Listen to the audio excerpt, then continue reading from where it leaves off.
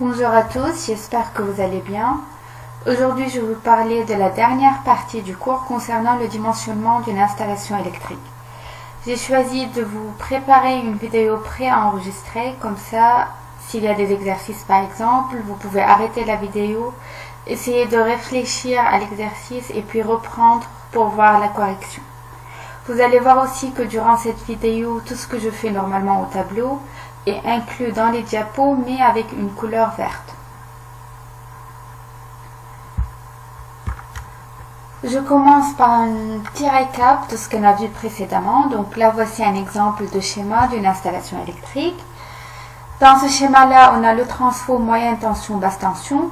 Donc, ce transfo-là abaisse la tension de 20 kV à 400 volts.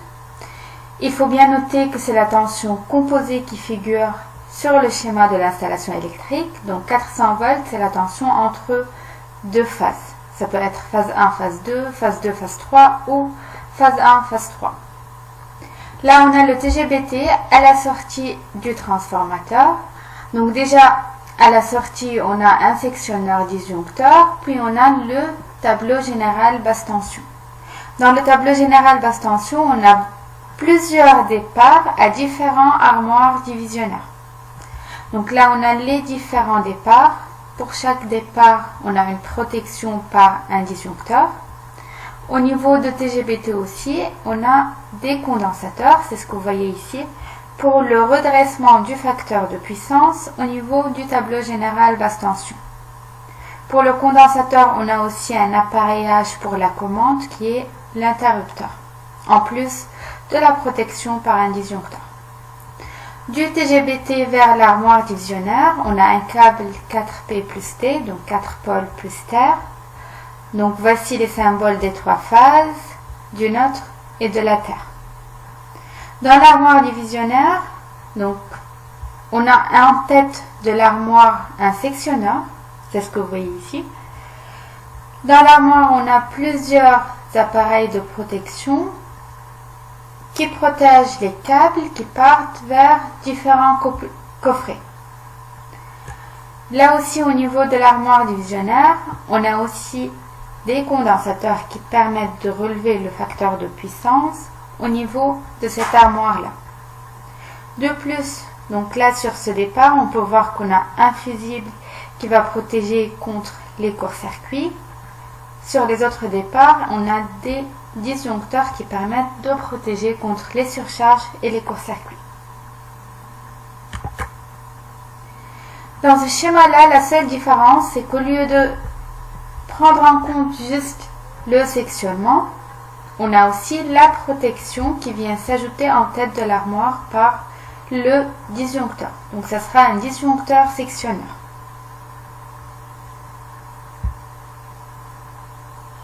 Là, c'est la suite du schéma électrique. Donc, de l'armoire divisionnaire, on a des départs vers différents coffrets. Donc là, on a un exemple d'un coffret terminal. Dans le coffret, on a des départs vers différents récepteurs. Donc là, par exemple, sur le départ qui est ici, on a une prise électrique qui est protégée par un disjoncteur différentiel. Donc cet appareillage-là permet de protéger contre les surcharges, les courts-circuits et la protection des personnes. On a là par exemple un interrupteur qui permet de commander une lampe. Dans ce cas-là, on a aussi un appareillage de protection qui est le disjoncteur différentiel. Donc là, on peut voir qu'on est bien en monophasé. On a phase et neutre qui sont distribués vers l'éclairage. Dans la prise électrique, on a le câble terre supplémentaire. Donc, pour ces deux cas, on est bien en monophasé. Là, on passe aux parties triphasées. Donc là, on a un moteur. Il est commandé par un contacteur. Et pour la protection, on a un disjoncteur. Donc le D1 va protéger contre les courts-circuits et les surcharges. Là, on a un deuxième moteur. Par contre, on a un contacteur avec son relais thermique. Donc dans ce cas-là, les surcharges sont protégées par le relais thermique et les courts-circuits par le fusible qui est là. Là, on a une résistance qui est commandée par un interrupteur Et aussi, on a le disjoncteur différentiel pour la protection. Et là, ce sont des résistances triphasées. Là, on a un groupe de récepteurs quelconque qui est commandé par un contacteur et protégé par le fusible.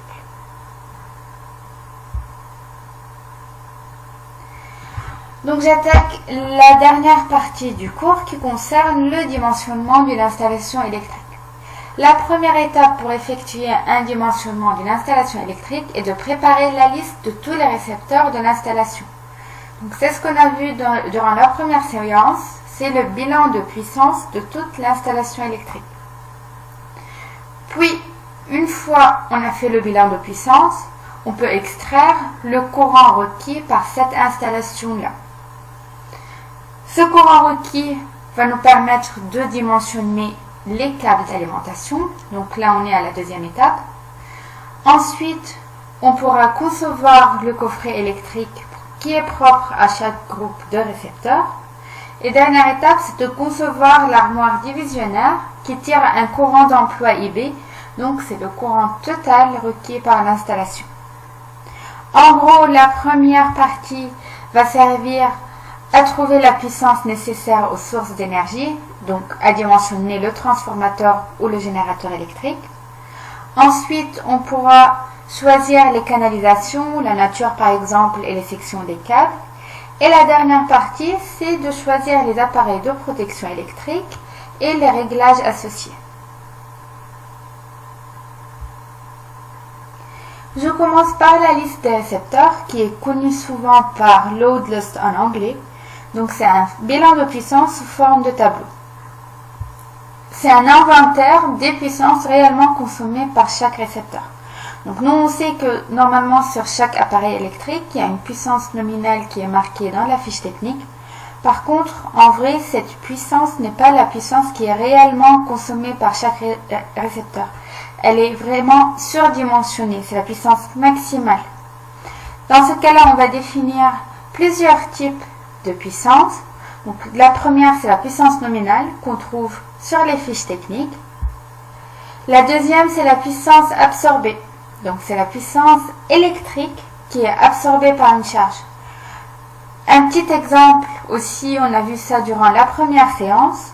Dans la fiche technique d'un moteur électrique, on trouve une puissance nominale. Par exemple, ici, c'est de 2700 watts. Par contre, cette puissance nominale, c'est la puissance utile du moteur.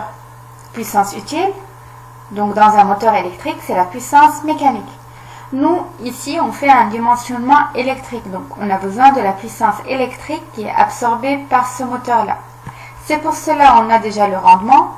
On peut extraire la puissance absorbée par P utile ou P nominal sur le rendement, vu que le rendement est égal à la puissance utile sur la puissance absorbée. Dans ce cas-là, on a 3000 watts. Donc, dans mon bilan de puissance, je vais bien mettre 3000 watts et non pas 2700 watts, vu que je cherche la puissance électrique. On va définir maintenant la puissance d'utilisation, qui est KS fois KU fois PA. En fait, la puissance absorbée doit être pondérée avec des coefficients. C'est quoi ces coefficients-là? En vrai, les récepteurs, normalement, ne fonctionnent pas tous en même temps. C'est pour cela qu'on a le facteur KS qui doit être pris en considération, c'est le facteur de simultanéité. De plus, les récepteurs peuvent ne pas fonctionner en plein régime, donc à pleine charge, à leur puissance maximale. C'est pour cela qu'on a le facteur d'utilisation qui doit être aussi pris en compte. Je définis un peu plus le facteur d'utilisation. Donc, normalement, un récepteur n'est pas utilisé à sa puissance nominale. Il absorbe une puissance qui est un peu plus petite que sa puissance nominale. Quelques petits exemples, par exemple, dans une installation industrielle, le facteur d'utilisation des moteurs est de 0,75. Donc, ce sont des valeurs conventionnelles utilisées dans le dimensionnement de l'installation électrique. Pour l'éclairage et le chauffage, normalement, il est égal à 1. Et pour les prises de courant, ça dépend de leur destination. Donc, qu'est-ce qui va être branché à ces prises de courant? Pour le facteur de simultanéité, donc c'est un facteur qui est appliqué à chaque groupe de charge qui ne fonctionne pas simultanément. L'exemple qu'on a vu déjà précédemment dans le premier cours, c'était pour les prises électriques.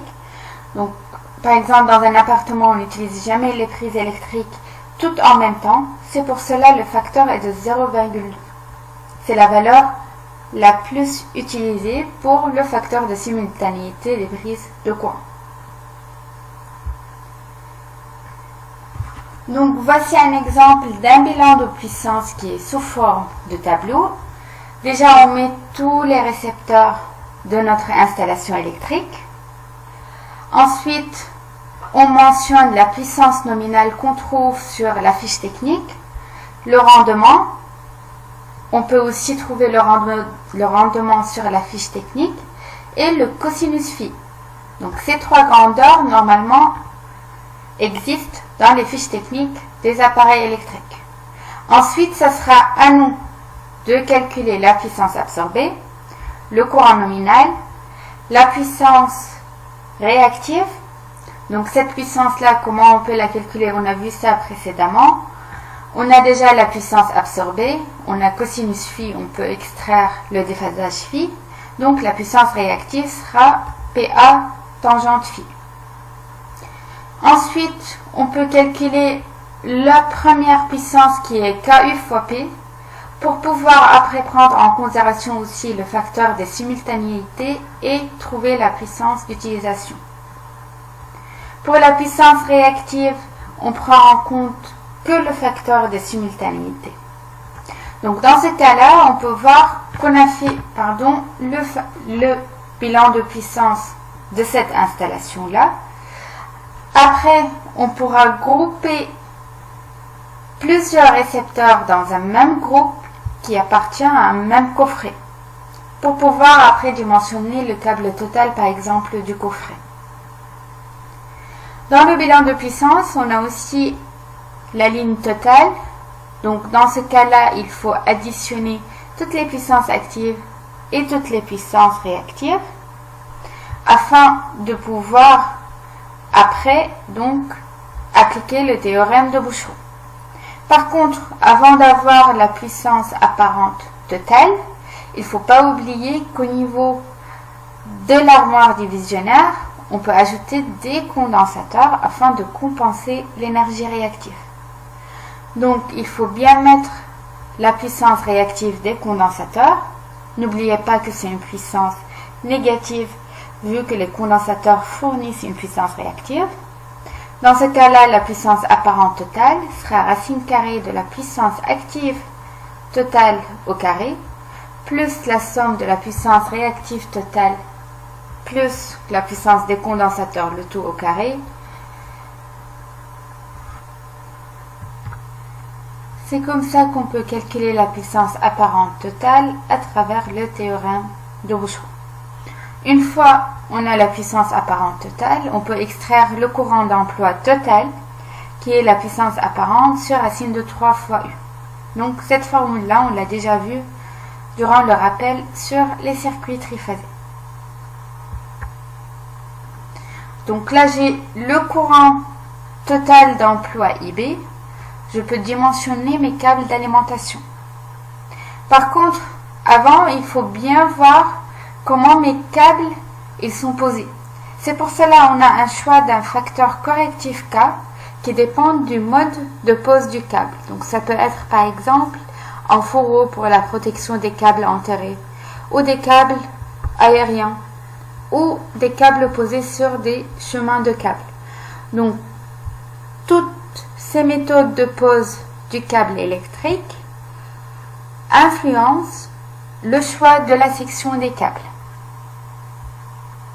Le choix de la section S du câble en cuivre ou en aluminium va dépendre du courant d'emploi, du nombre de conducteurs dans un câble spécifique et du type de l'isolant de ce câble-là, en plus de la méthode de pose de ce câble. La section peut être extraite d'un tableau de guide technique. Donc voici un exemple que vous voyez ici. Première étape, c'est de calculer un courant fictif maximal admissible. Ce courant-là va prendre en considération le facteur correctif. Donc on calcule IB sur K.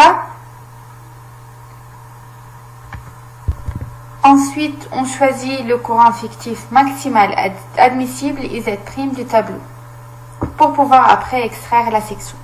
On va faire un petit exemple, comme ça c'est plus clair. Donc on a un récepteur qui possède un courant nominal de 23 ampères. Donc le courant d'emploi est de 23 ampères. Le facteur correctif correspond à la méthode E de pose sur chemin perforé. Donc là, je peux voir qu'il faut regarder cette ligne-là.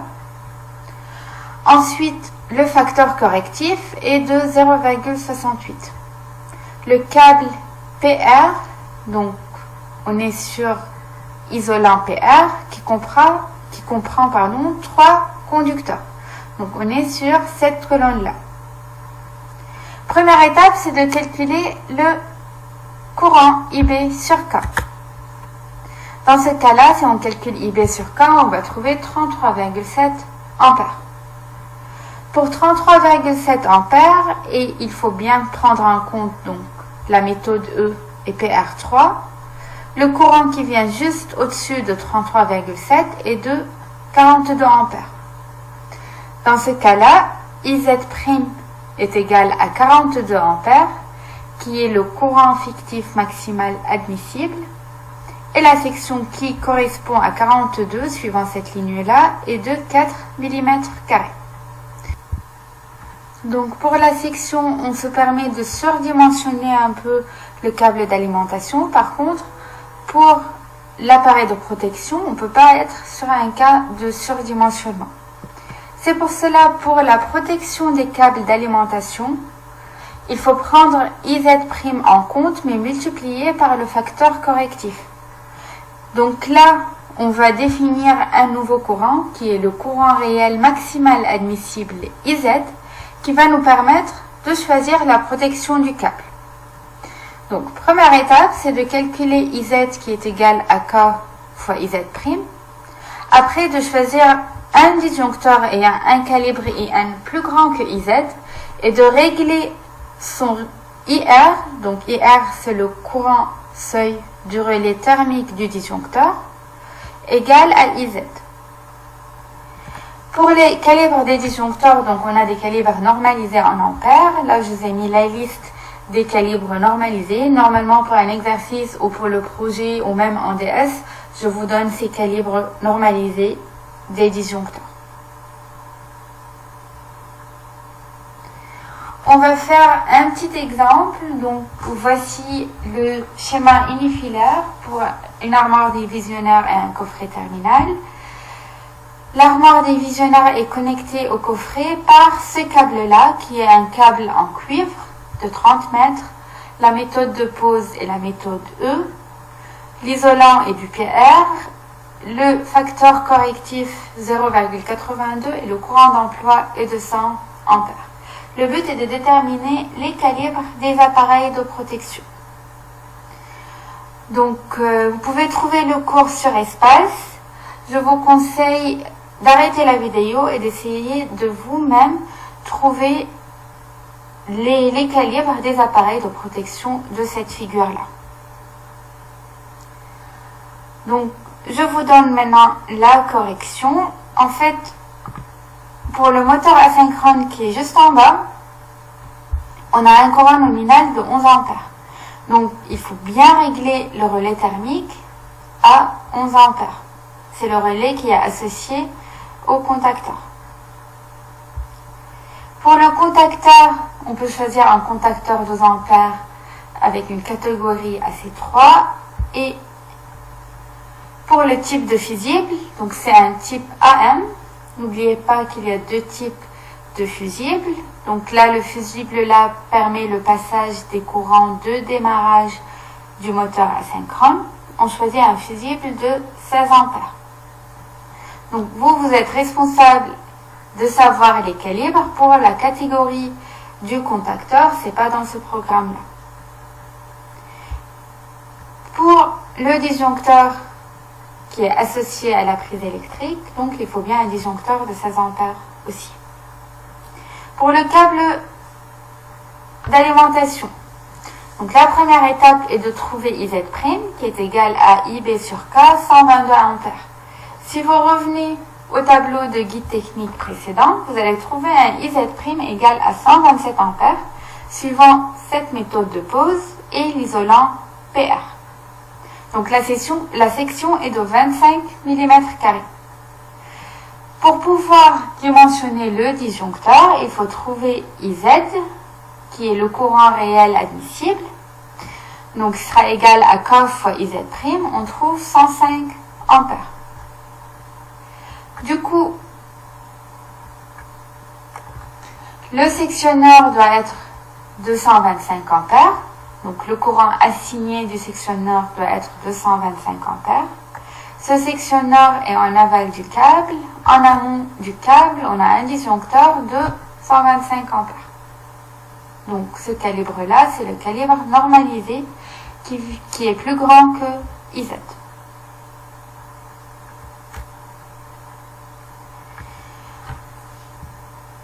Après avoir choisi le courant ou après avoir calculé le courant d'emploi, le but est de calculer la chute de tension dans le câble. Bien sûr, il y a des limites pour la chute de tension pour ne pas avoir des pertes considérables dans l'installation électrique. Pour savoir cette chute de tension, donc, il faut déterminer la résistance et la réactance par phase du câble.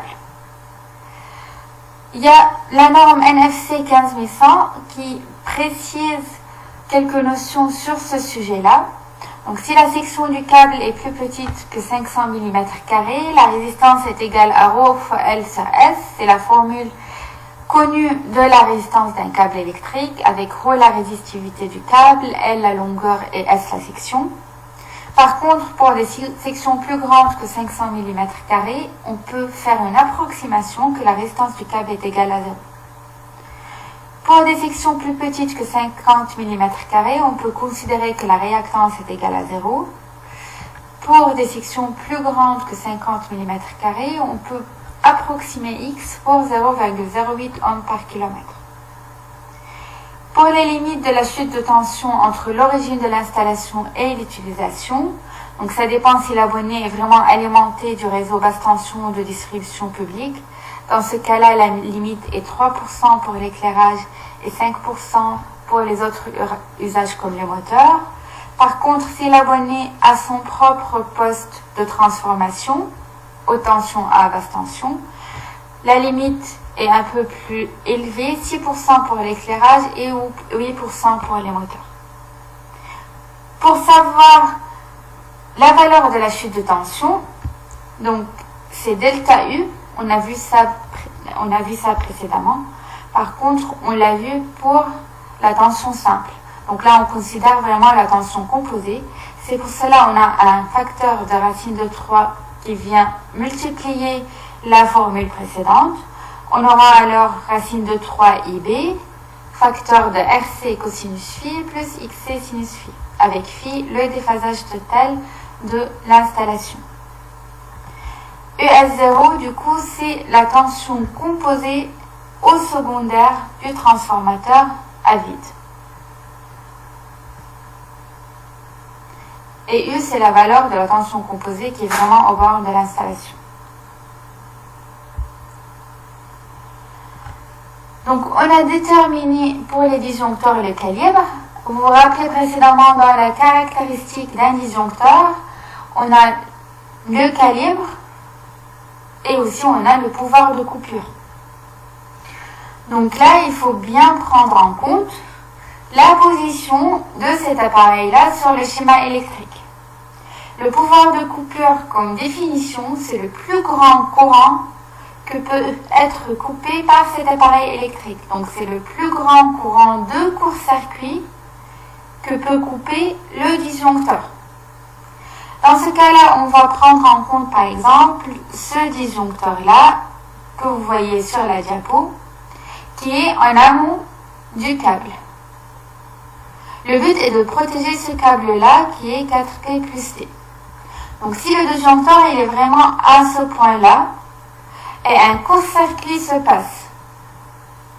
S'il y a un court-circuit qui se passe à cet endroit-là, la seule impédance qui est prise en compte, c'est vraiment l'impédance au secondaire du transformateur. Si vous vous rappelez, en triphasé, donc dans le cours de système monophasé et triphasé, on a vu qu'un transformateur peut être modélisé par le modèle de Cap. Et au secondaire du modèle de Cap, on avait une impédance qui comprend la résistance interne et l'inductance interne du secondaire du transformateur. Donc là, on revient sur la même chose. On va considérer ZK comme module de l'impédance interne du transformateur.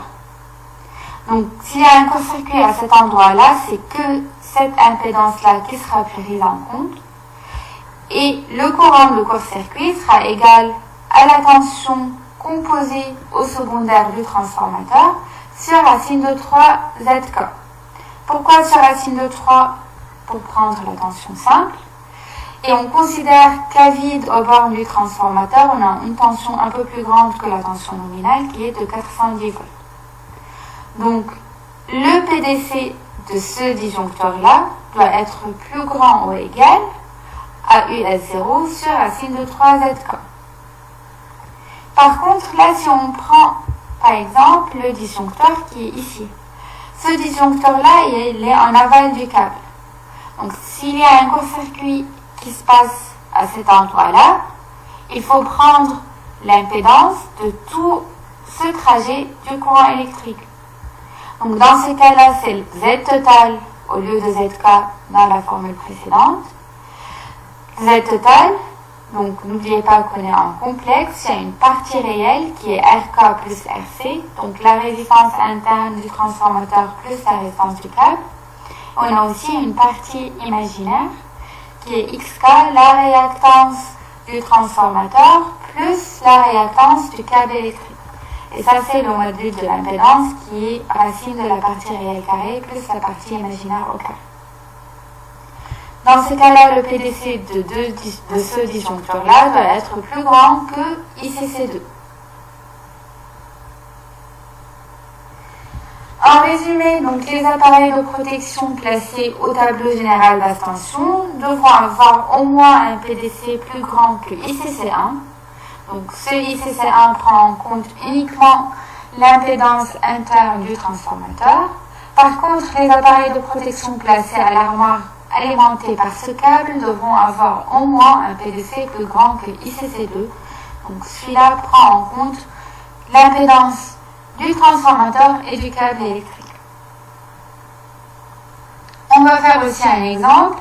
Donc, dans cet exemple-là, il faut trouver le courant de court-circuit du disjoncteur qui est en amont du câble et du disjoncteur qui est en aval du câble. Donc, pareil, je vous conseille d'arrêter la vidéo, d'essayer de résoudre ce problème et puis de voir la correction.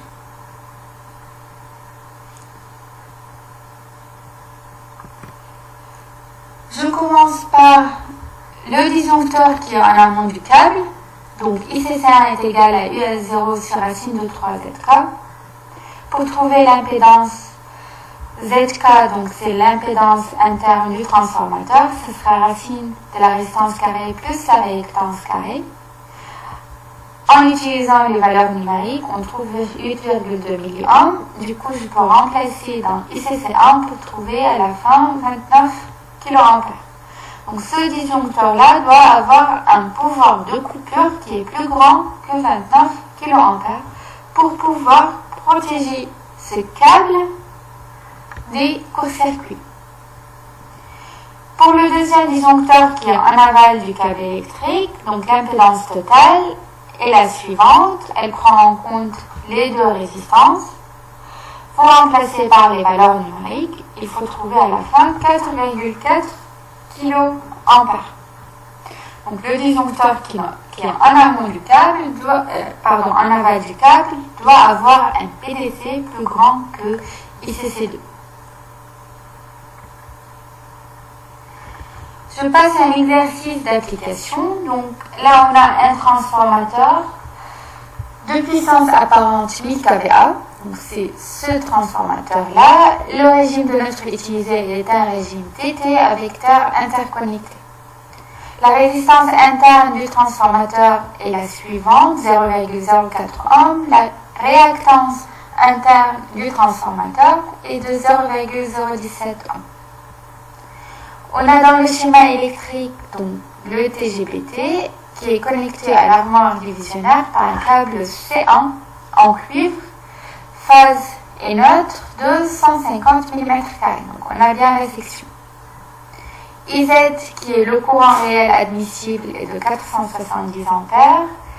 La résistance du câble est de 0,16 ohms. La réactance est de 0,013 ohms. Première question est de trouver le calibre du disjoncteur général. Donc pareil, je vous conseille d'arrêter la vidéo et d'essayer de résoudre l'exercice et après voir la correction. Pour la première question, quel est le calibre de DG? Donc DG c'est le disjoncteur général et il est aussi un sectionnel. Il est juste à la sortie du transformateur. Donc c'est en tête du TGBT. Pour trouver le calibre, donc on a la puissance apparente de 1000 kVA. Pour trouver un calibre, il faut déjà trouver le courant. Donc le courant c'est S sur racine de 3 fois U. On trouve 1443 ampères. C'est le courant nominal. Donc là, si on revient au calibre normalisé des disjoncteurs, le calibre est de 1600 ampères. Par contre, le relais thermique va être réglé à 1443 ampères. Le relais thermique du disjoncteur. Deuxième question, quel est le rôle de D1? Donc il faut voir dans le schéma électrique, il est au D1. Il faut déterminer son calibre, le réglage IR ainsi que son PDC minimal. Déjà, D1 est placé en amont du câble électrique, donc il sert à protéger ce câble-là. Deuxième étape est de déterminer le calibre. Donc si on a un courant réel admissible de 470 ampères, le calibre doit être de 630 ampères, donc c'est le courant normalisé qui est juste au-dessus de IZ. Le réglage du thermique doit être à 470 ampères. Donc c'est ce qu'on connaît par IR.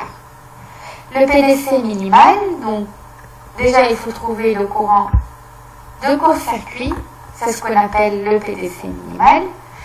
Donc ça sera IS0 sur racine de 3 fois ZK. Pourquoi ZK? Car là on est vraiment à la sortie du transformateur. Trouvons ZK, donc c'est racine de la résistance interne au carré plus la réactance du transformateur au carré. On trouve 0,017 ohms. Là on peut calculer, ici c'est 1, donc comme résultat vous allez trouver 13,9 kA. Quel est le calibre, le réglage IR et PDC minimal du disjoncteur DC, sachant que la batterie de condensateur est de 30 kW. Donc le disjoncteur DC sur le schéma protège les condensateurs de compensation qui sont ici. Première étape est de trouver le calibre. Pour avoir le calibre, il faut avoir le courant.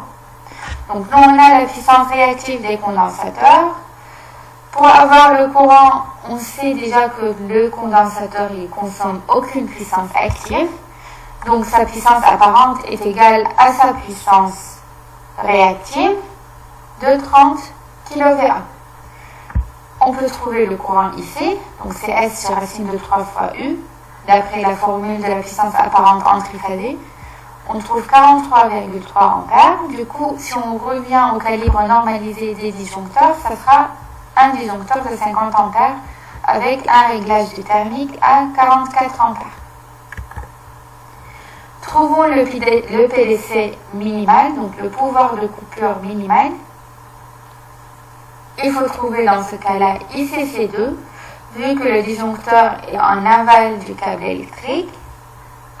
Donc là, il faut prendre en compte l'impédance totale. Vous additionnez les résistances et les réactances du câble électrique et du transformateur. Après, vous pouvez trouver ICC2 en remplaçant par les valeurs numériques. Donc, vous allez trouver 6,5 kg ampères. Quels appareils remplissent pour la batterie de condensateur les 5 fonctions nécessaires à tout récepteur? Donc, les 5 fonctions, on les a vues dans le cours précédent. La première, c'est le sectionnement. Du coup, c'est SC1 qui remplit la valeur du sectionnement pour les condensateurs. La protection contre les surcharges, donc on a bien le disjoncteur DC. C'est lui aussi qui va protéger contre les courts-circuits. La commande fonctionnelle par l'interrupteur IC sur la figure. Et la protection des personnes, c'est aussi le disjoncteur DC, vu qu'on est sur un régime TT avec terre interconnecté.